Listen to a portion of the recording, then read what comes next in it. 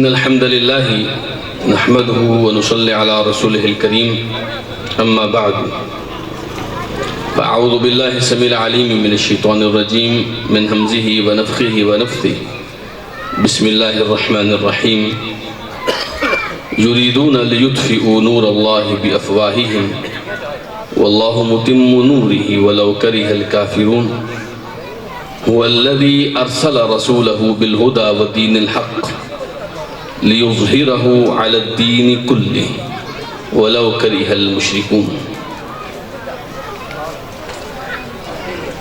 یاد رکھیے اللہ سبحانہ و تعالی نے سینکڑوں کے حساب سے اپنے رسول بھیجے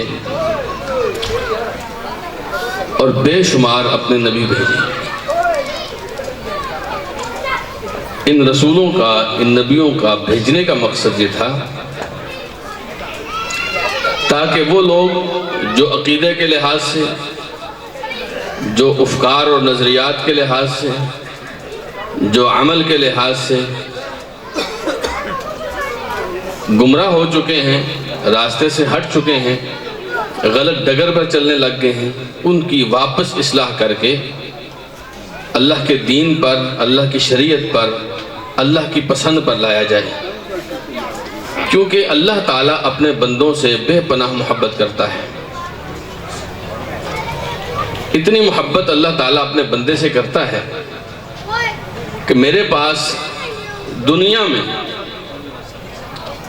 کوئی ایسی شخصیت، کوئی ایسی ذات، کوئی ایسی مثال نہیں ہے کہ میں آپ کو دے کر سمجھا سکوں کہ اللہ تعالیٰ ایسی محبت کرتا ہے۔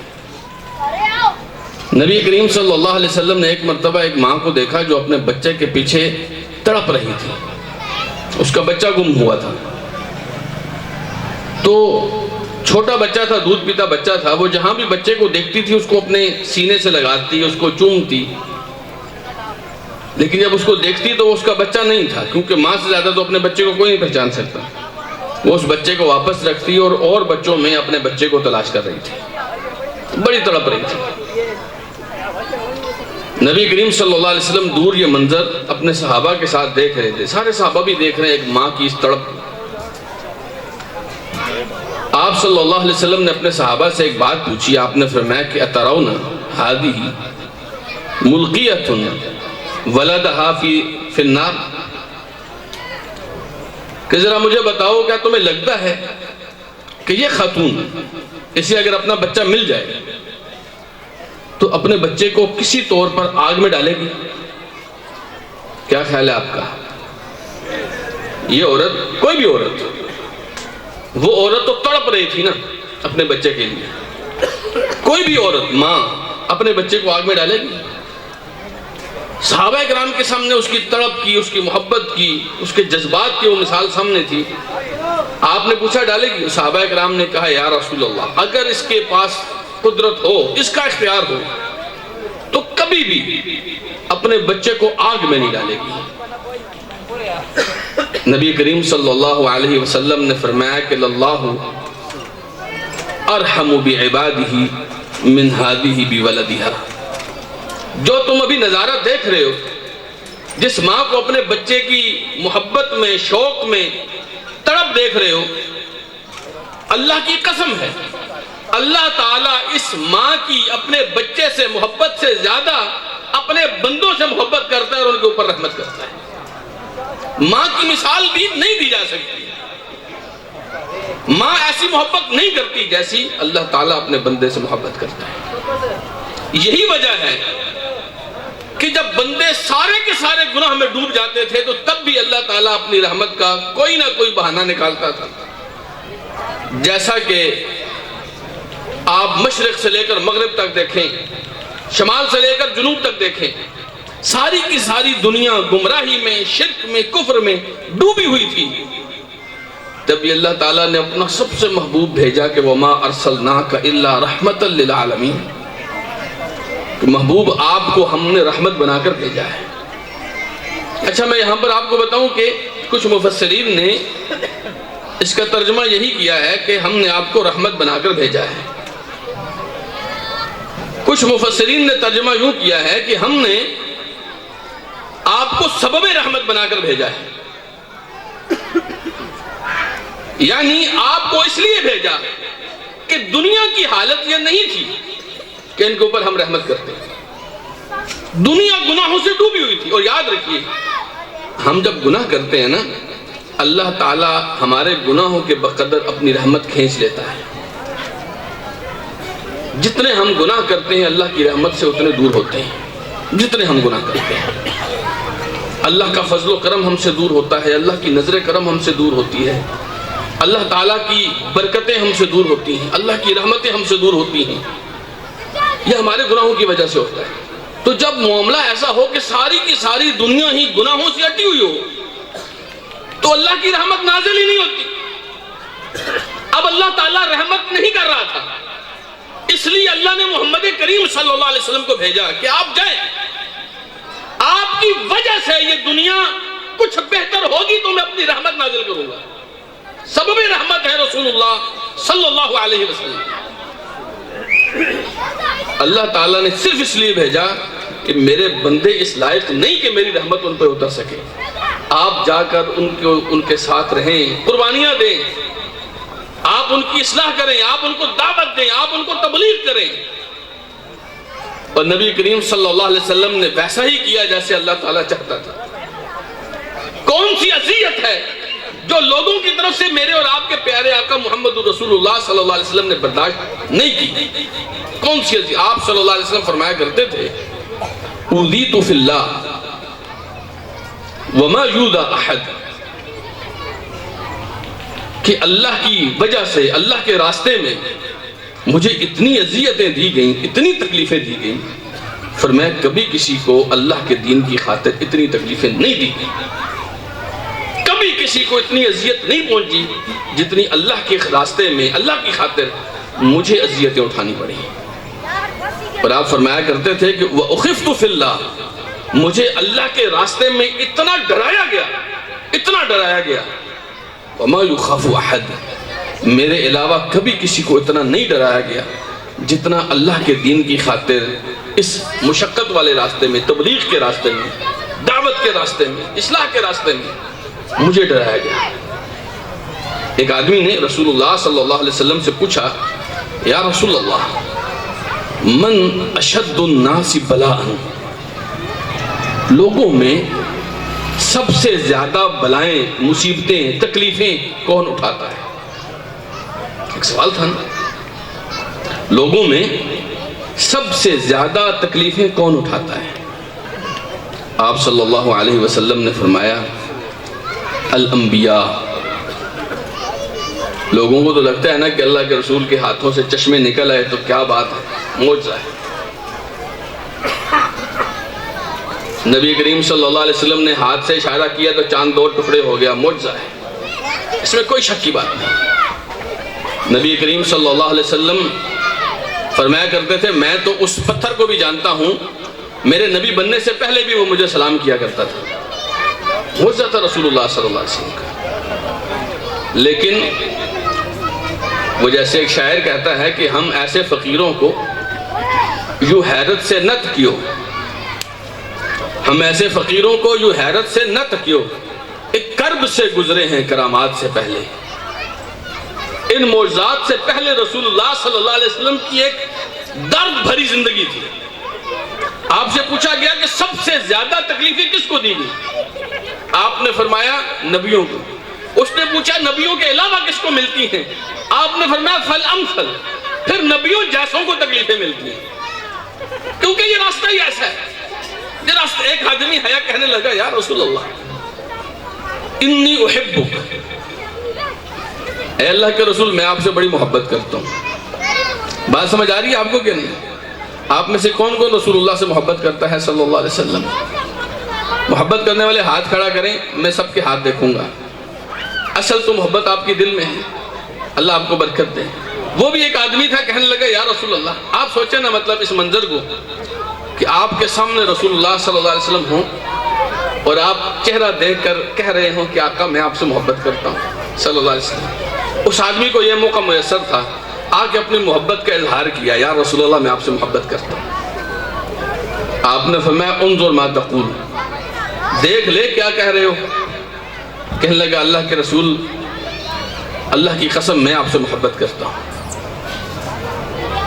آپ نے فرمایا فاعد نفسک للفقر تجفافا، پھر اپنے آپ کو فقیری کے لیے تیار کر لے. مجھ سے محبت کرنے والے لوگ عام طور پہ دنیا میں فقیر رہتے ہیں، عام طور پر. اور ایک حدیث میں نبی کریم صلی اللہ علیہ وسلم نے فرمایا کہ ان البلایا لاسرع الى من يحبني من السیل الى منتہاہ، کہ مجھ سے محبت کرنے والے لوگ، سچی محبت کرنے والے لوگ، سچی محبت کرنے والے، ایک تو ہے نا آپ دعوے کر لیں، نعرے لگا لیں، عشق رسول میں، غلامی رسول میں موت بھی قبول ہے، نعرے آپ لگا لیں.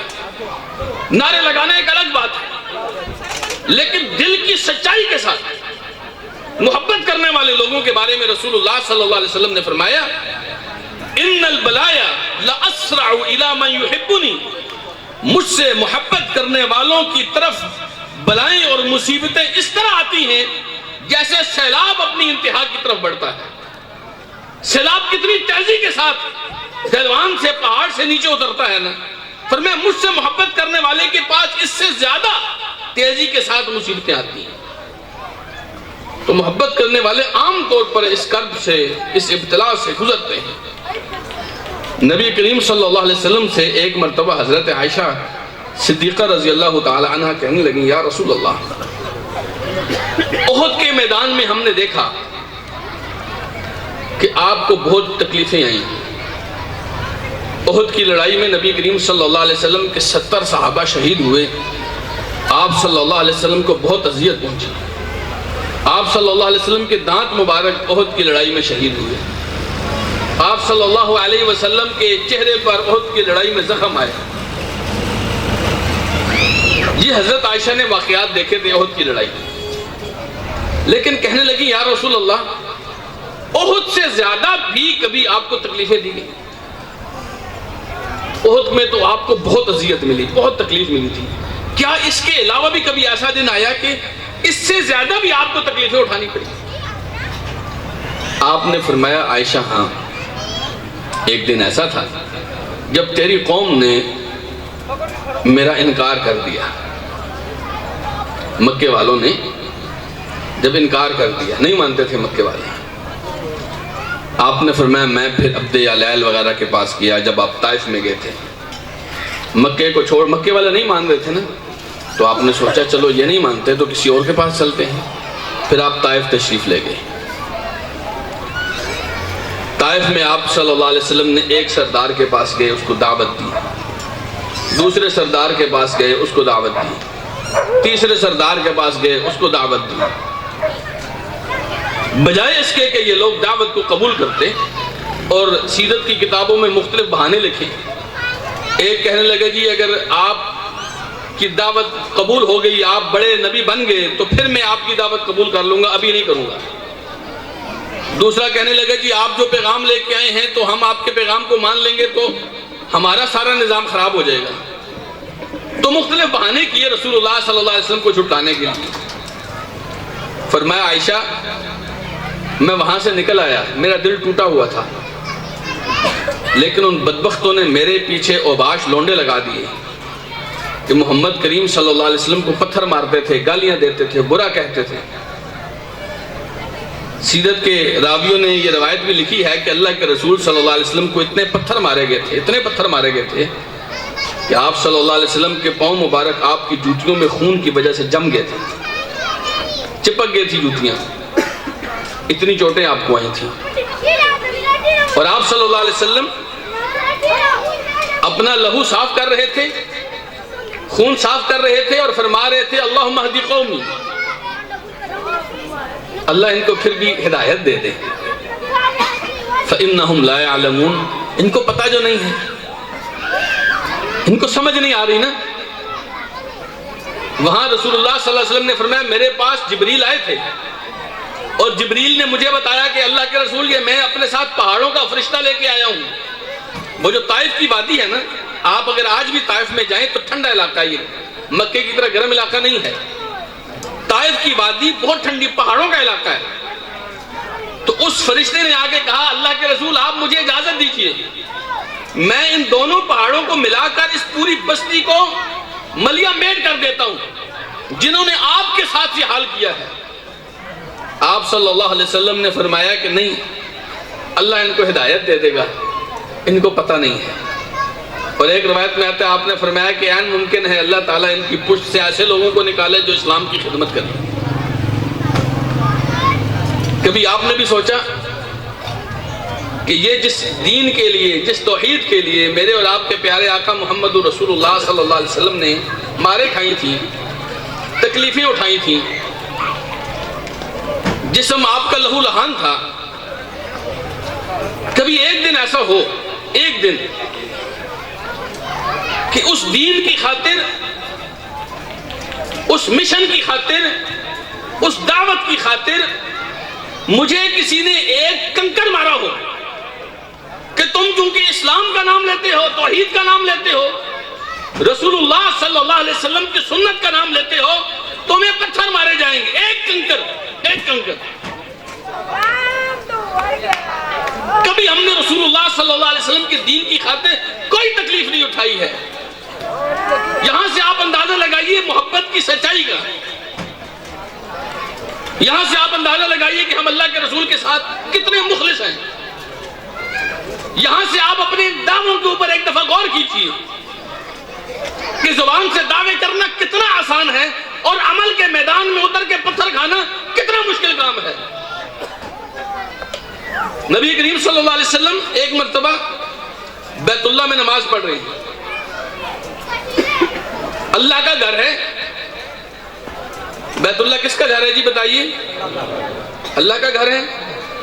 اللہ تعالیٰ نے اپنی مخلوق میں سب سے افضل ترین شخصیت کون پیدا کی ہے؟ میرے اور آپ کے پیارے آقا محمد الرسول اللہ صلی اللہ علیہ وسلم۔ اللہ کے گھر میں اس دنیا اور اس دنیا کے سب سے معزز انسان نماز پڑھ رہے ہیں، اللہ کو سجدہ کر رہے ہیں۔ ابو جہل دور اپنے ٹیم کے ساتھ، اپنے گروپ کے ساتھ بیٹھا تھا، نبی علیہ السلام کو نماز پڑھتے دیکھا، منع تو نہیں کر سکتا تھا، تو کہنے لگا کوئی ایسا ہے جو آج فلاں قبیلے نے اونٹ ذبح کیے ہیں، وہاں سے اوجڑی اٹھا کے لائے اور جب محمد کریم صلی اللہ علیہ وسلم نماز میں جائیں تو وہ اوجڑی لا کر ان کے پشت کے اوپر رکھ دیں۔ جب آپ سجدے میں جائیں تو وہ اوجڑی ان کے اوپر لا کے رکھ دیں۔ اگر آپ نے دیکھی ہو اونٹ کی اوجڑی تو آپ کو پتا ہوگا کتنی بڑی ہوتی ہے۔ تو اس ساری ٹیم میں جو سب سے زیادہ بدبخت ترین آدمی تھا، اس کا نام تھا عقبہ ابن ابی معیط۔ وہ اٹھا، اس نے اس قبیلے سے اوجڑی اٹھا کے لائی، اور جب رسول اللہ صلی اللہ علیہ وسلم سجدے میں گئے تو آپ صلی اللہ علیہ وسلم کے اوپر وہ اوجڑی رکھ دی۔ حدیث کے الفاظ ہیں خون اور گوبر سے بھری ہوئی تھی وہ اوجڑی، اتنی وزنی تھی، اتنی بھاری تھی کہ رسول اللہ صلی اللہ علیہ وسلم سجدے سے سر نہیں اٹھا پا رہے تھے۔ عبداللہ ابن مسعود رضی اللہ عنہ کہتے ہیں میں وہ دیکھ رہا تھا سارا منظر، لیکن میں مکے میں کمزور آدمی تھا، میرا کوئی خاندان قبیلہ کچھ نہیں تھا، تو مجھے پتا تھا اگر میں نے ایسا کچھ کیا تو یہ لوگ مجھے نہیں چھوڑیں گے۔ میں بھاگ کے گیا، میں نے رسول اللہ کے گھر میں اطلاع دی صلی اللہ علیہ وسلم۔ رسول اکرم صلی اللہ علیہ وسلم کے گھر سے سیدہ فاطمہ رضی اللہ تعالی عنہ دوڑتی ہوئی آئیں اور اپنے ابا جان کی مبارک پشت کے اوپر سے وہ اوجڑی ہٹائی اور رسول اکرم صلی اللہ علیہ وسلم نے سجدے سے سر اٹھایا۔ چھوٹی چھوٹی باتوں پر نمازیں گھر پڑھنے والے لوگ کبھی غور تو کریں، کیا اللہ کے رسول صلی اللہ علیہ وسلم کے پاس یہ عذر نہیں تھا کہ میری گھر ہو جاتی ہے؟ کافر تنگ کرتے ہیں، تکلیف دیتے ہیں، گالیاں دیتے ہیں، اللہ کے رسول کے پاس عذر تھا کہ نہیں تھا؟ لیکن اللہ کے رسول صلی اللہ علیہ وسلم بہانے بنانے والے نبی تھے؟ ایسا نہیں تھا۔ اللہ کے رسول صلی اللہ علیہ وسلم میدان کے نبی تھے۔ اللہ کے رسول صلی اللہ علیہ وسلم خانقاہوں کے اور مزاروں کے نبی نہیں تھے، اللہ کے رسول صلی اللہ علیہ وسلم میدانوں کے نبی تھے۔ اللہ کے رسول صلی اللہ علیہ وسلم ہر قسم کی تکلیف کے باوجود مسجد آ کر نماز پڑھتے تھے۔ کبھی سوچئے تو صحیح، ایک مرتبہ سوچئے، زندگی میں کبھی آدمی کو اپنے بارے میں سوچنا بھی تو چاہیے نا۔ کبھی سوچئے تو صحیح، میری محبت کتنی سچی ہے کہ میں اپنی نمازیں بھی گھر میں پڑھتا ہوں، کتنی سچی ہے میری محبت۔ نبی کریم صلی اللہ علیہ وسلم اپنی امت کی خاطر، جس امت نے آج رسول اللہ صلی اللہ علیہ وسلم کی ایک ایک سنت کو، ایک ایک طریقے کو، ایک ایک چیز کو چھوڑ دیا ہے، ایک ایک چیز کو چھوڑ دیا ہے، اپنی امت کی خاطر اتنے پریشان رہتے تھے، اتنے پریشان رہتے تھے۔ سیدہ عائشہ کہتی ہیں کہ اللہ کے رسول کبھی اپنے لیے پریشان نہیں رہتے تھے، لیکن امت کی خاطر۔ ایک مرتبہ ایسا ہوا، رسول اکرم صلی اللہ علیہ وسلم رو رہے تھے۔ میں کچھ آپ کو حدیثیں سناؤں گا، میرے پاس اور کچھ نہیں ہے سنانے کو، کچھ باتیں آپ سے کروں گا، یہی جو دل کا درد ہے بس۔ رسول اکرم صلی اللہ علیہ وسلم رو رہے تھے اور بہت رو رہے تھے، اتنے رو رہے تھے کہ اللہ تعالیٰ نے آسمان سے جبریل امین کو بھیجا کہ جبریل جا کر میرے محبوب سے پوچھ کے تو آؤ رونے کی وجہ کیا ہے۔ حالانکہ اللہ کو تو سب پتہ ہے نا رونے کی وجہ کیا ہے، اللہ تو دل کے حالات کو بھی جانتا ہے، لیکن اللہ نے جبریل کو بھیجا کہ جاؤ پوچھو رونے کی وجہ کیا ہے۔ جبریل آئے، کہنے لگے یا محمد صلی اللہ علیہ وسلم ما یبکی کا، رونے کی وجہ کیا ہے، رونے کا سبب کیا ہے۔ آپ صلی اللہ علیہ وسلم نے فرمایا میں اپنی امت کے بارے میں سوچنے لگا تو مجھے رونا آ گیا کہ میری امت کا قیامت کے دن کیا بنے گا۔ بس مجھے اس بات نے، اس فکر نے رولا دیا، قیامت کے دن میری امت کا کیا بنے گا۔ جبریل امین اللہ تعالیٰ کے پاس گئے کہ آپ کے جو محبوب ہیں وہ اس لیے رو رہے ہیں کہ قیامت کے دن میرا کیا بنے گا، میری امت کا قیامت کے دن کیا بنے گا۔ اللہ تعالیٰ نے فرمایا کہ جبریل جا کے میرے محبوب کو بتا دو اِنَّا سَنُرْضِيكَ فِي أُمَّتِكَ، آپ کی امت کے حوالے سے پریشان نہ ہوں، ہم آپ کو راضی کر لیں گے۔ وَلَا نَسُوءُكَ، آپ کو پریشان نہیں ہونے دیں گے، آپ کی امت کے حوالے سے آپ پریشان نہ ہوں۔ کبھی آپ نے سوچا کہ میں اپنے لیے، کسی اور کے لیے نہیں، اپنے لیے کتنی مرتبہ اس وجہ سے رویا کہ میرا آخرت میں کیا بنے گا؟ میں اپنے لیے رویا، لیکن رسول اللہ صلی اللہ علیہ وسلم روتے تھے، اتنے روتے تھے کہ اللہ کے رسول صلی اللہ علیہ وسلم کی داڑھی مبارک آنسوں سے تر ہو جاتی تھی۔ ایک مرتبہ عبداللہ ابن مسعود رضی اللہ تعالیٰ عنہ کہتے ہیں اللہ کے رسول قیام اللیل کر رہے تھے، رات کی تہجد کی نماز پڑھ رہے تھے۔ تہجد کی نماز اب بڑی لمبی لمبی پڑھتے تھے، بڑی سکوتیں پڑھتے تھے۔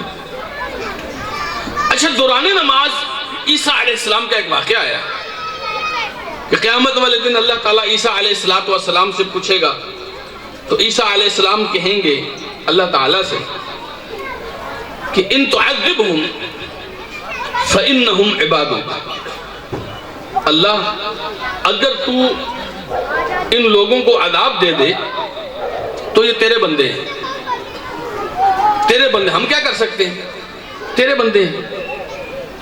وَإِن تَغْفِرْ لَهُمْ فَإِنَّكَ أَنْتَ الْعَزِيزُ الْحَكِيمُ، لیکن اگر تو ان کو بخش دے تو تو بڑے غلبے والا ہے، بڑی حکمت والا ہے۔ دونوں تیرے اختیار میں، عذاب دے گا تو ہم کو پوچھ سکتے ہیں اللہ سے کہ اللہ تو عذاب کیوں دے رہے ہیں، ہمارے پاس کوئی اختیار ہے، لیکن اگر تو بخش دے تو تو بڑی حکمت والا ہے، بڑے غلبے والا ہے۔ راوی کہتے ہیں کہ اللہ کے رسول صلی اللہ علیہ وسلم نے جب یہ آیت پڑھی کہ اللہ اگر تو ان کو بخش دے تو تو بڑی عزت والا ہے، حکمت والا ہے، اللہ کے رسول رو پڑے، رو پڑے، اتنے روئے کہتے ہیں ساری رات اللہ کے رسول صلی اللہ علیہ وسلم کی تہجد میں صرف یہی ایک آیت تھی، اس سے آگے آپ نہیں پڑھ سکے تھے، اس سے آگے آپ نہیں پڑھ سکے تھے۔ جانتے ہیں کس وجہ سے؟ صرف اس امت کے خیال میں، اس امت کی فکر میں، اس امت کے بارے میں آپ یہ سوچتے تھے کہ ان کو قیامت والدن بخش دیا جائے تو کیا بات ہے۔ صرف اس وجہ سے اللہ کے رسول ساری رات روتے رہے تھے۔ کوئی ایک رات میری اور آپ کی زندگی میں 30 سال، 40 سال، 50 سال، 60 سال، 70 سال کی عمر میں ایک رات اگر آپ کو یاد ہو جو آپ نے صرف اپنے لیے کسی اور کے لیے نہیں، صرف اپنے لیے رو کر گزاری ہو کہ اللہ اگر تو مجھے عذاب دے دے تو میں تیرا بندہ ہوں، اگر تو بخش دے تو کیا بات ہے۔ اپنی بخشش کے لیے ایک رات بھی میں نے جا کر گزاری، لیکن میرے پیارے پیغمبر صلی اللہ علیہ وسلم راتوں بھر جاگا کرتے تھے ہم فقیروں کی وجہ سے، ہم فقیروں کی وجہ سے، ہم گناہگاروں کی وجہ سے۔ اور ایک حدیث میں پتہ کیا آتا ہے رسول اللہ صلی اللہ علیہ وسلم نے کیا فرمایا؟ آپ نے فرمایا اللہ تعالیٰ نے تمام نبیوں کو جتنے بھی نبی آئے سب کو اللہ تعالیٰ نے ایک دعا دی تھی کہ آپ ایک دعا مانگو، کچھ بھی مانگو، جو بھی آپ دعا مانگیں گے میں وہ دعا قبول کروں گا۔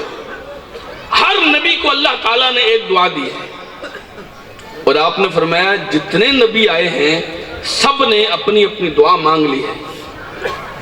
جتنے نبی بھی آئے ہیں فرمایا سب نے اپنی اپنی دعا مانگ لی ہے، لیکن فرمایا میں نے نہیں مانگی۔ فرمایا میں نے نہیں مانگی اللہ تعالیٰ سے دعا۔ اللہ نے فرمایا نا جو مانگو گے ملے گا۔ فرمایا میں نے مانگا ہی نہیں۔ کیوں نہیں مانگا؟ آپ نے فرمایا میں قیامت والے دن اس دعا کے بدلے اللہ تعالیٰ سے اپنے گناہگار امتیوں کی سفارش کروں گا، اللہ اس کو بھی بخش دے، اس کو بھی بخش دے، اس کو بھی بخش دے، اس کو بھی بخش دے۔ میں نے اپنے لیے کوئی دعا نہیں مانگی۔ آپ سوچیں تو صحیح، کس پیغمبر کی صلی اللہ علیہ وسلم شریعت کو ہم پامال کر جاتے ہیں؟ کبھی تصور تو کریں۔ ہم نے اپنے جھگڑے پالے ہوئے ہیں، ایک کہتا ہے میں دیوبندی ہوں، دوسرا کہتا ہے میں بریلوی ہوں، تیسرا کہتا ہے میں وہابی ہوں، چوتھا کہتا ہے میں جعفری ہوں۔ سبحان اللہ۔ اور یاد رکھیں میرے عزیز بھائیو، یاد رکھیں آپ دیوبندی ہیں، آپ بریلوی ہیں، آپ وہابی ہیں، اہل حدیث ہیں، جعفری ہیں، کچھ بھی ہیں، اگر آپ محمدی نہیں ہیں اللہ کی قسم آپ کچھ بھی نہیں ہیں۔ آپ کو اللہ تعالیٰ نے کوئی فرقہ نہیں دیا ہے، کوئی جماعت نہیں دی ہے، کوئی معزز شخصیت نہیں دیا ہے کہ اس کی طرح بنو۔ لیکن ایک بات فرمائی ہے لَقَدْ كَانَ لَكُمْ فِي رَسُولِ اللَّهِ أُسْوَةٌ حَسَنَةٌ۔ تم عرب میں رہتے ہو، عجم میں رہتے ہو، پاکستان میں رہتے ہو، امریکہ میں رہتے ہو، اگر کلمہ پڑھتے ہو تمہارا آئیڈیل، تمہارا نمونہ، تمہارے لیے مثال، تمہارے لیے سب سے بڑا آئیڈیل وہ محمد کریم صلی اللہ علیہ وسلم ہے، اسوہ حسنہ محمد الرسول اللہ ہے صلی اللہ علیہ وسلم۔ آپ نے اور میں نے اس راستے پر چلنا ہے۔ لوگوں نے ہمیں غلط راستوں پہ لگایا ہے، لوگوں نے ہمارے راستے اپنے اپنے بنائے ہوئے ہیں۔ کلمہ ہم محمد رسول اللہ کا پڑھتے ہیں، لگا ہم کسی اور راستے میں جاتے ہیں، وہاں پہ چلو۔ ایسی کوئی بات نہیں ہے دین میں۔ حضرت ابو بکر صدیق رضی اللہ تعالی عنہ جنتیوں کے سردار ہیں کہ نہیں ہیں جی؟ آپ صلی اللہ علیہ وسلم نے فرمایا ابو بکر اور عمر سیدہ کہول اہل الجنہ، جنت کے ادھیڑ عمر جتنے لوگ ہوں گے ان کے قیامت والدن سردار ہوں گے۔ مجھے بتائیے ابو بکر رضی اللہ تعالی عنہ نے محمد الرسول اللہ کے علاوہ کس راستے پہ چل کے جنت پائی ہے؟ کوئی ہے ایسا؟ کبھی سوچئے تو صحیح، حضرت عمر نے کس شخصیت کا راستہ پکڑا ہے، کس کے طریقت پر چلے ہیں تو وہ جنت میں چلے گئے، جنت کے سردار بن گئے۔ کون سا راستہ ایسا تھا؟ میں آپ کو بتاؤں راستہ کون سا تھا؟ یہ صحیح بخاری کی حدیث ہے، صحیح بخاری کی حدیث ہے۔ نبی کریم صلی اللہ علیہ وسلم نے فرمایا کل امتی یدخلون الجنہ، میری ساری کی ساری امت جنت میں جائے گی۔ اللہ تعالی ہم فقیروں کو بھی گناہوں کے باوجود جنت میں لے جائے۔ ہم یہ تو انکار نہیں کرتے نا کہ ہم سے گناہ نہیں ہوتے، ہوتے ہیں کہ نہیں ہوتے ہیں؟ سب گناہ گار ہیں، سب خطا کار ہیں، لیکن ہم اللہ سے دعا کرتے ہیں اللہ خطا کاروں کو بھی جنت میں بھیج دے، گناہ گاروں کو بھی جنت میں بھیج دے۔ نبی علیہ السلام نے فرمایا میری ساری امت جنت میں جائے گی۔ اچھا جی، میں نے کسی نبی کے بارے میں یہ نہیں پڑھا، یہ مولانا حضرات بیٹھے ہیں، تشریف فرمائے ہیں، میں نے کسی نبی کے بارے میں نہیں پڑھا کہ ان کی ساری امت جنت میں جائے گی، لیکن رسول اللہ صلی اللہ علیہ وسلم نے فرمایا میری ساری امت جنت میں جائے گی الا من ابا، سوائے اس شخص کے جو جنت میں جانے سے خود انکار کر دے، وہ جنت میں نہیں جائے گا۔ اب آپ کو کوئی کہے نا کہ چلو جنت میں، آپ کہنے میں نہیں جانا، ایسے بھی ہوتا ہے کوئی؟ کیا خیال ہے آپ کا؟ یہ صحیح حدیث ہے، صحیح بخاری کی حدیث ہے۔ آپ نے فرمایا سب جائیں گے لیکن جو جنت میں جانے سے انکار کر دے گا وہ نہیں جائے گا۔ صحابہ حیران ہو گئے، کہنے لگے وَمَن يَأْبَى یا رسول اللہ کے رسول، یہ انکار کون کرے گا؟ عجیب بات ہے نا کہ اس کو کہا جا رہا ہے کہ چل جنت میں چل، وہ کہے نہیں میں نہیں جانا، ایسی کیا بات ہے؟ آپ نے فرمایا بھائی سمپل سی بات ہے، کوئی لمبی چوڑی کوئی بات نہیں ہے، جنت جانا چاہتے ہو، سادہ سا فرمولہ ہے، من اطاعنی دخل الجنہ، جو میری اطاعت کرے گا جنت میں جائے گا، ومن عصانی فقط ابا، جو میری نافرمانی کرے گا، اطاعت نہیں کرے گا، وہ اصل میں میری بات ماننے سے انکار نہیں کر رہا، وہ جنت کے راستے پر جانے سے انکار کر رہا ہے، وہ جنت میں نہیں جا سکے گا۔ بات سمجھ آ رہی ہے کہ نہیں آ رہی؟ دنیا کی کوئی ہستی ایسی نہیں جو یہ دعویٰ کر سکے کہ میرے راستے پر چل کے جنت ملے گی، لیکن میرے آقا دعویٰ کرتے تھے، اللہ کی قسم میں فقیر ایک چھوٹا سا طالب علم ہو کے گارنٹی دیتا ہوں محمد الرسول اللہ کا راستہ آج بھی جنت کا راستہ ہے، اور آپ کے راستے سے ہٹ کے آج بھی جنت سے محرومی ہو سکتی ہے۔ آج بھی کوئی بندہ ایسا نہیں جو محمد رسول اللہ کے راستے پر نہ چلے اور کہے میں جنت میں چلا جاؤں، ایسے کیسے ہوتا ہے؟ اور جنت تو ہے ہی ان کی، سمجھ آئی کہ نہیں آئی؟ اللہ کے رسول نے فرمایا انا سید ولد آدم یوم القیامہ، قیامت کے دن آدم نے قیامت تک جتنی اولاد جنی ہوگی میں ساری اولاد کا سردار ہوں، ساری اولاد ایک طرف ہوگی، اور سرداری کس کے پاس ہوگی؟ محمد الرسول اللہ صلی اللہ علیہ وسلم۔ اور درود پڑھ لیا کرو، درود پڑھنے سے بڑا فائدہ ہوتا ہے۔ اللہ کے رسول نے فرمایا صلی اللہ علیہ وسلم من صلی علیہ واحدتا صلی اللہ علیہ عشرا، اگر کوئی بندہ مجھ پر ایک مرتبہ درود بھیجے اللہ 10 مرتبہ اس پہ بھیجتا ہے۔ تو صلی اللہ علیہ وسلم کہتے ہوئے تھکنا نہیں چاہیے، درود پڑھنا چاہیے۔ تو نبی کریم صلی اللہ علیہ وسلم جنت کے سردار ہیں۔ آپ نے فرمایا ما من نبی ولا رسول الا کان تحت لوائی یوم القیامہ، کوئی نبی ایسا نہیں، کوئی رسول ایسا نہیں، رسولوں میں بڑے بڑے رسول آئے ہیں، یقین جانیے، موسیٰ کلیم اللہ بھی آئے ہیں، اللہ تعالیٰ وحی بھیجنے کی بجائے موسیٰ سے خود بات کرتا تھا، عیسیٰ روح اللہ بھی آئے ہیں، ماں تھی باپ تھا ہی نہیں، اللہ نے پیسے ہی پیدا کر دیا، کلمتہ القاہا الی مریم، حضرت ابراہیم خلیل بھی آئے ہیں، یقین جانیے پورے قرآن کو پڑھیے، اللہ نے محمد کریم صلی اللہ علیہ وسلم کو ایک ابراہیم کے راستے پر چلنے کی تلقین کی ہے، ثم اوحینا الیک ان اتبع ملت ابراہیم حنیفا، ہم نے آپ کو وحی کر کے سمجھا دیا ہے آپ نے ابراہیم کے راستے پر چلنا ہے، لیکن ابراہیم علیہ السلام بھی فرمایا قیامت والے دن میرے جھنڈے کے نیچے ہوں گے تب ان کا کام بنے گا، قیامت والے دن میرے جھنڈے کے نیچے ہوں گے۔ کتنی عجیب سی بات ہے، ہمارے پاکستان کے لوگ کوئی ادھر جا رہا ہے کوئی ادھر جا رہا ہے، رسول اللہ کے جھنڈے کو پکڑ ہی نہیں رہے صلی اللہ علیہ وسلم۔ آپ کیسے چھوڑ سکتے؟ آپ نے فرمایا قیامت کا دن ہوگا، میں جنت کے دروازے پر آؤں گا، میں جنت کا دروازہ کھٹکھٹاؤں گا، جنت پہ تو دربان بیٹھے ہیں، ہر کسی کو تو جانے نہیں دیں گے، دربان پوچھیں گے آپ کون؟ میں کہوں گا محمد صلی اللہ علیہ وسلم۔ دربان کہیں گے انت الذی امرنا ان نفتح لہ، کہ آقا صرف آپ ہی ہیں جن کے لیے ہمیں کھولنے کی اجازت ملی ہے، آپ کے علاوہ جنت کا دروازہ کسی کے لیے کھولنے کی اجازت نہیں ہے۔ سوچیے تو صحیح، آپ اور میں اس جنت میں کیسے جا سکتے ہیں جس کا دروازہ محمد کریم کھولیں گے، اور ہم کہیں محمد رسول اللہ کے راستے پہ نہیں چلنا تو دروازہ کھل جائے گا؟ ایسا نہیں، ایسا نہیں ہے۔ اللہ تعالیٰ نے محمد رسول اللہ کے آنے کے بعد جنت رکھی ہی اسی راستے پر ہے جس راستے پر محمد رسول اللہ ہے صلی اللہ علیہ وسلم۔ آپ نے فرمایا میری مثال پتہ کیا ہے؟ یہ خود آپ نے مثال دی، صحیح بخاری کے حدیث۔ فرمایا میری مثال ایسے ہے جیسے ایک آدمی نے گھر بنایا، گھر بنا کر اس نے ایک دعوت کی، دسترخوان لگایا، میں لوگوں کو کھانا کھلاؤں گا۔ پھر اس نے اپنا بندہ بھیجا، داعی، کہ جاؤ لوگوں کو بلا کے لاؤ، میرے دسترخوان پہ، میرے گھر میں آئیں، میرے دسترخوان پہ کھانا کھائیں۔ وہ بندہ گیا بلانے کے لیے، لوگوں کو پکڑ پکڑ کے بلا رہا ہے، پکڑ پکڑ کے بلا رہا ہے۔ نبی کریم صلی اللہ علیہ وسلم نے فرمایا من اجاب الداعی دخل الدار واکل من المأدبہ۔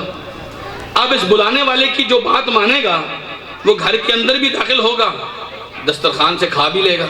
ایسے ہے کہ نہیں ہے؟ اس نے دسترخوان اسی لیے لگایا نا کہ لوگوں کو کھلائے گا۔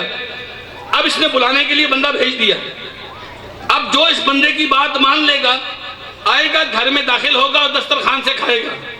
آپ نے فرمایا اب جانتے ہو دسترخوان کا کیا مطلب ہے؟ دسترخوان کا مطلب ہے اللہ کی جنت، دسترخوان کا مطلب ہے اللہ کی جنت۔ اور جانتے ہو بلانے والا کون ہے؟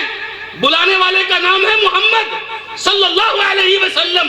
جو محمد کریم کی بات مانے گا جنت میں بھی آئے گا، جنت کی نعمتوں سے بھی لطف اندوز ہوگا۔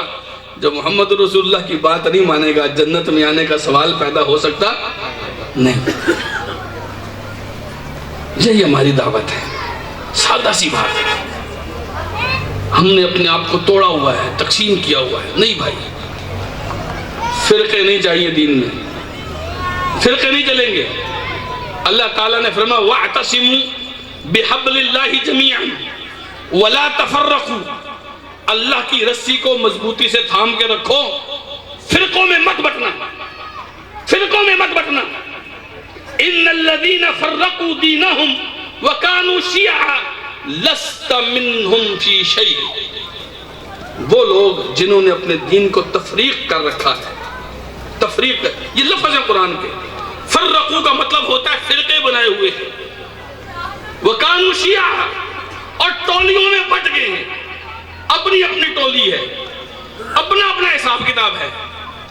لست منہم فی شیء، فرمایا میرے محبوب آپ کا ان کے ساتھ کوئی تعلق نہیں ہے، فرقوں کے ساتھ رسول اللہ کا کوئی تعلق نہیں۔ رسول اللہ کا تعلق ہے قرآن کے ساتھ، رسول اللہ کا تعلق ہے حدیث کے ساتھ۔ ہمارے ہاں بلکہ آپ کو پہلے میں حدیث سناتا ہوں، حدیث میں بڑی پیاری بات ہے۔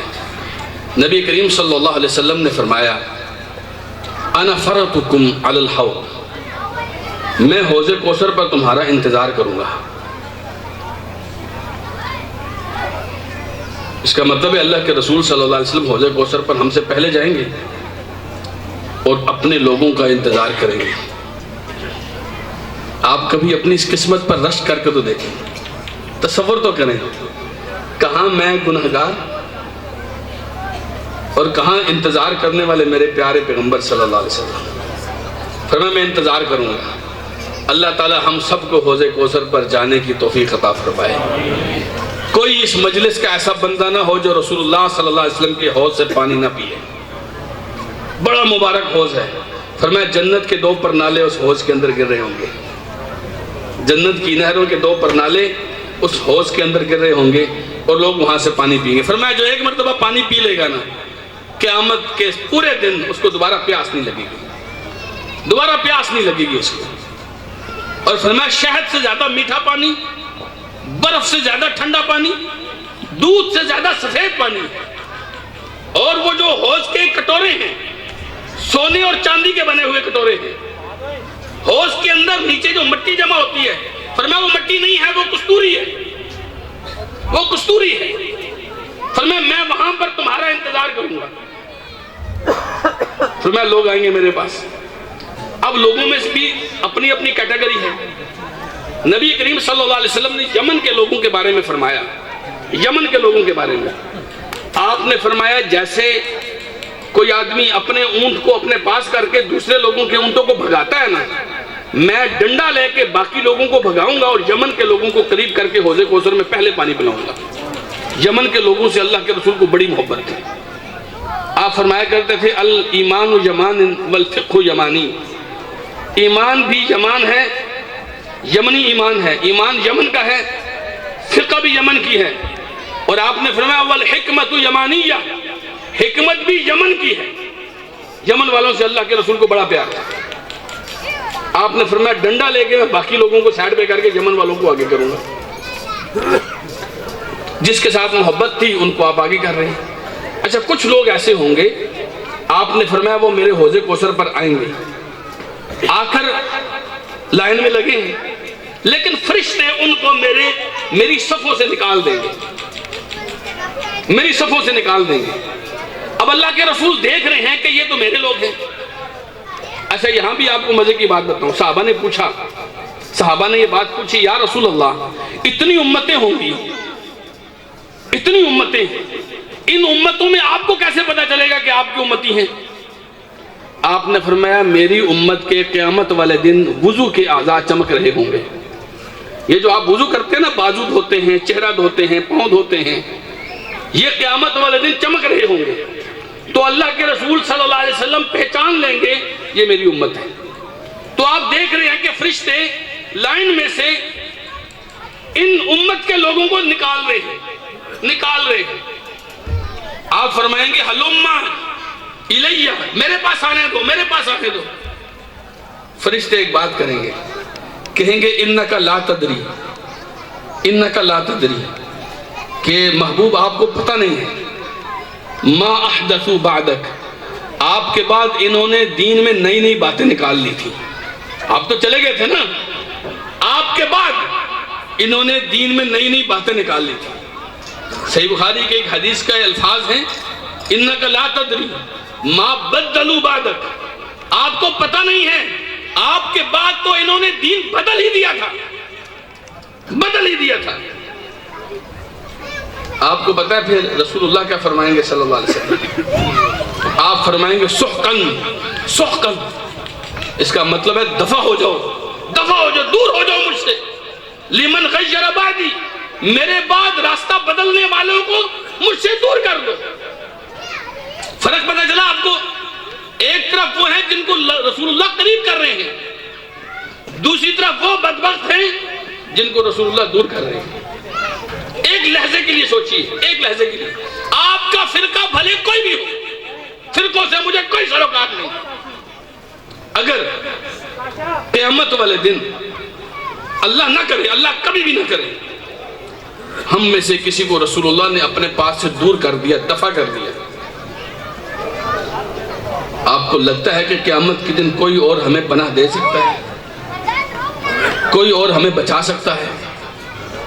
کیا رسول اللہ جس کو دھتکار رہے ہیں، جس کو رسول اللہ دھتکار رہے ہیں، یاد رکھیے اللہ کے رسول گناہگاروں کو نہیں دھتکاریں گے، گناہگاروں کو نہیں دھتکاریں گے۔ آپ نے فرمایا شفاعتی لأہل الکبائر من امتی، میری امت کے کبیرہ گناہ کرنے والوں کو بھی میں سفارش کر کے اللہ سے بخشوا لوں گا۔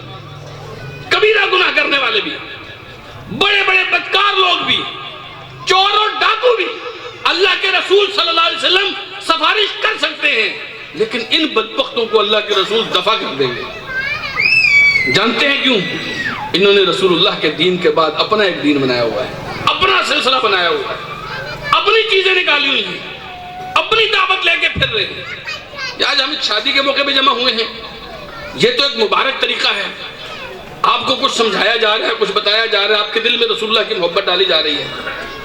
آپ کو نہیں لگتا شادیوں میں کتنی بدبختیاں ہوتی ہیں، کتنی بدتمیزیاں ہوتی ہیں، کتنی اوٹ پٹانگ ایسے معاملات ہوتے ہیں؟ شادیاں تو رسول اللہ نے بھی کی ہیں، صلی اللہ علیہ وسلم. سب سے زیادہ شادیاں رسول اللہ نے کی ہیں کہ نہیں کی ہیں؟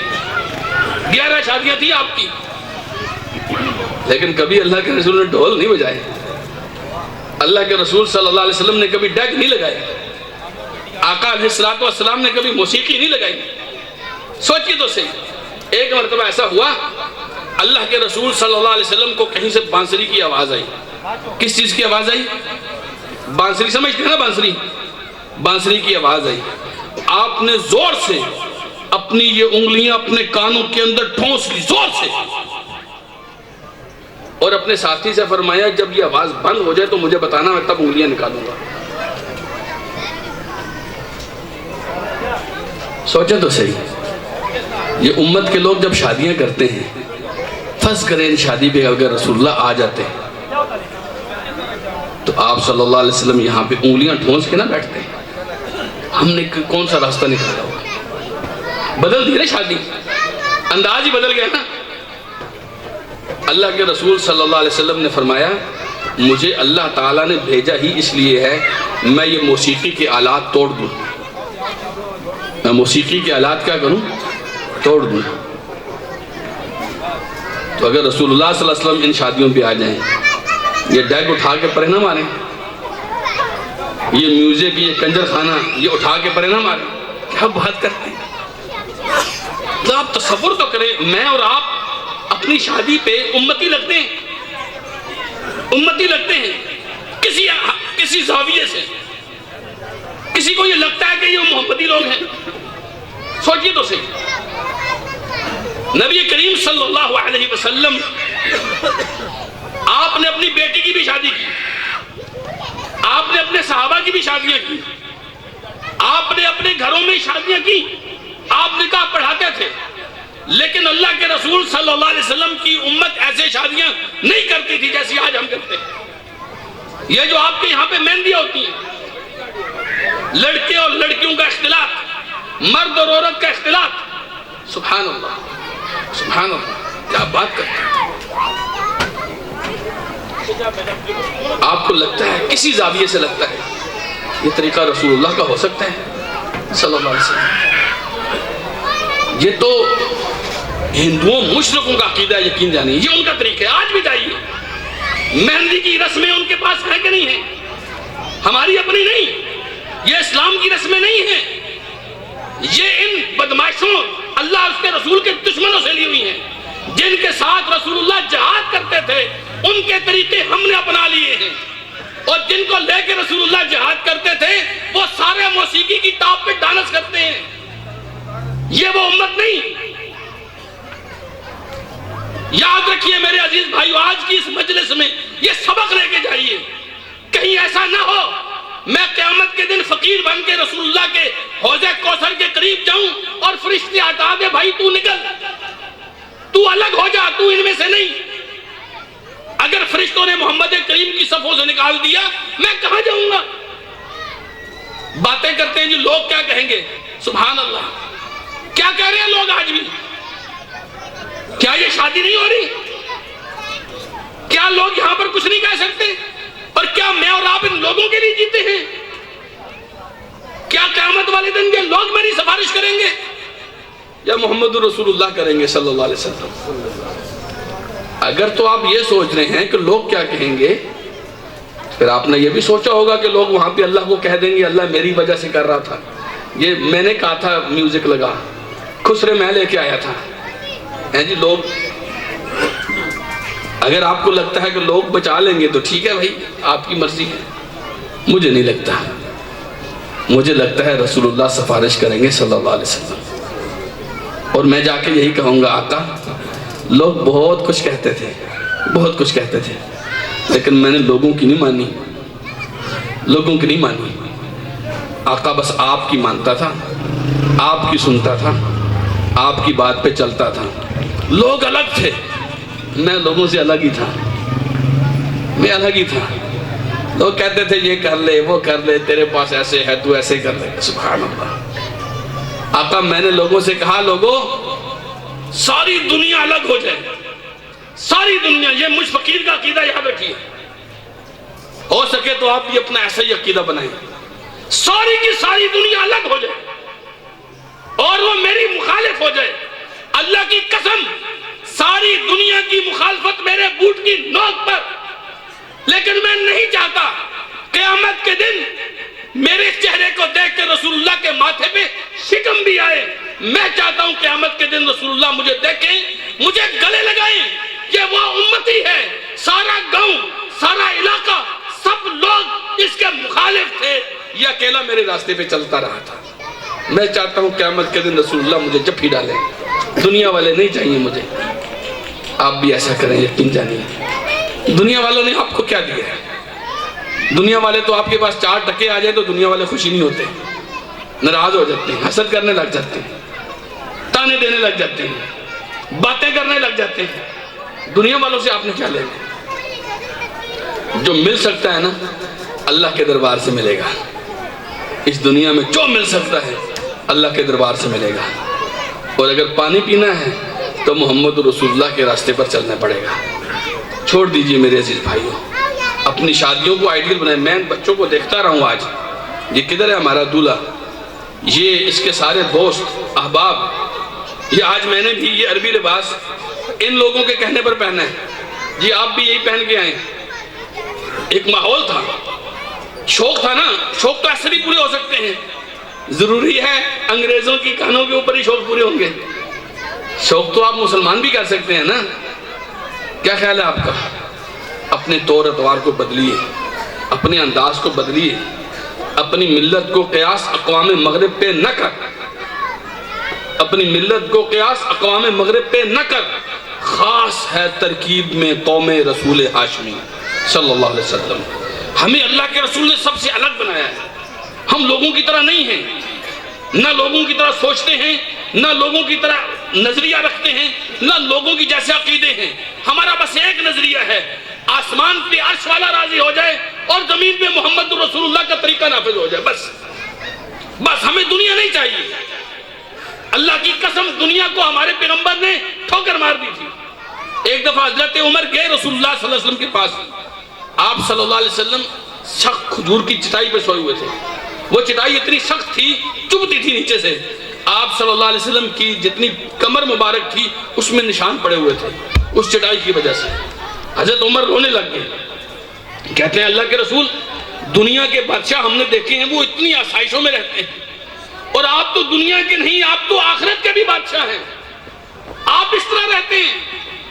آپ نے فرمایا عمر مالی ولی دنیا، اور میرا دنیا سے کیا تعلق ہے؟ میرا دنیا سے کیا لینا دینا ہے؟ دنیا میں ہم نے رہنا ہی کتنا ہے؟ انما انا کراکب استظل تحت شجرۃ ثم ترکها، مجھے بس یہ دنیا ایک درخت کی مانے نظر آتی ہے، کچھ دیر کے لیے یہاں آرام کرنے کے لیے آیا ہوں، پھر چھوڑ کے چلے جانا ہے، چلے جانا ہے۔ آپ دیکھتے نہیں کتنے جوانوں کے جنازے آپ پڑھتے ہیں، کتنے منصوبے ہوں گے انہوں نے ان کے کہ ہم بڑے ہو کے ایسے کریں گے، چلے جاتے ہیں چھوڑ کے۔ دنیا ہماری نہیں ہے، ہم اس دنیا کے لیے نہیں ہیں۔ حضرت علی رضی اللہ تعالیٰ عنہ ایک دفعہ ان کو کچھ وسوسے آنے لگے نا، خیالات آنے لگے، کہنے لگے یا دنیا غری غیری، کہتے ہیں دنیا کسی اور کو جا کے دھوکے میں ڈال، علی تیرے دھوکے میں آنے والا نہیں ہے، علی تیری پکڑ میں آنے والا نہیں ہے۔ حضرت عبداللہ ابن عمر رضی اللہ تعالیٰ عنہ فرمایا کرتے تھے اذا اصبحت فلا تنتظر المساء، اور بات سن اگر صبح کے ٹائم تمہیں بات سمجھ آ گئی ہے نا، شام کا انتظار مت کرنا کہ شام ہوگی تو میں اپنے آپ کو بدلوں گا۔ وَإِذَا أَمْسَيْتَ فَلَا تَنْتَظِرِ الصَّبَاحَ، شام ہو جائے نا پھر صبح کا انتظار مت کرنا کہ صبح ہوگی تو اپنے آپ کو بدلوں گا۔ جب وقت ملے اپنے آپ کو بدلو، اس دنیا سے نکلیے۔ میں یہ نہیں کہتا کہ آپ فقیری اختیار کر لیجئے، مال و دولت کو پھینک کے چلے جائے، ایسی نہیں ہے بات، لیکن یہ دنیا کبھی بھی آپ کے اور حوض کوثر کے بیچ میں رکاوٹ نہیں بننی چاہیے۔ اور بات سمجھ میں آئی ہے کہ نہیں آئی؟ اپنے آپ کو بدلیں گے کہ نہیں انشاءاللہ العزیز؟ اپنی شادیوں میں شریعت لے کے آئیں گے کہ نہیں لے کے آئیں گے انشاءاللہ؟ اپنے آپ کو رسول اللہ صلی اللہ علیہ وسلم کا فرما بردار ثابت کریں گے کہ نہیں کریں گے؟ جن لوگوں کو میری بات سمجھ نہیں آئی وہ نہیں بولیں، جو لوگ اپنے آپ کو بدلنا چاہیں تو رسول اللہ صلی اللہ علیہ وسلم کی شریعت، اللہ کے رسول کا دین، یہ سب سے منور ترین طریقہ ہے۔ آپ فرمایا کرتے تھے ان خیر الحج حج محمد صلی اللہ علیہ وسلم، سب سے بہترین راستہ سب سے بہترین طریقہ، سب سے خوبصورت دین وہ محمد کریم صلی اللہ علیہ وسلم کا دین ہے۔ اپنے آپ کو دین اسلام کے مطابق کرو گے کہ نہیں کرو گے؟ اپنے ہاتھ اٹھا کے بتائیے۔ آپ کو بات سمجھ آئی ہے؟ ان مہندیوں ان لانتی کاموں سے جان چھڑا کے اپنے آپ کو محمدی بناؤ گے کہ نہیں بناؤ گے؟ حضرت فاطمہ کی طرح اپنی بیٹیوں کی شادی کرو گے کہ نہیں کرو گے؟ حضرت علی کی طرح اپنے بیٹوں کی شادی کرو گے کہ نہیں کرو گے؟ اپنی شادیوں کو رسموں سے، بدعتوں سے، خرافات سے پاک کر کے اللہ کے رسول کی طرح کرو گے کہ نہیں کرو گے؟ اللہ تعالیٰ مجھے اور آپ کو جنت میں محمد رسول اللہ کے ساتھ اکٹھا فرمائے۔ جزاکم اللہ خیرا وآخر دعوانا ان الحمد للہ رب العالمین۔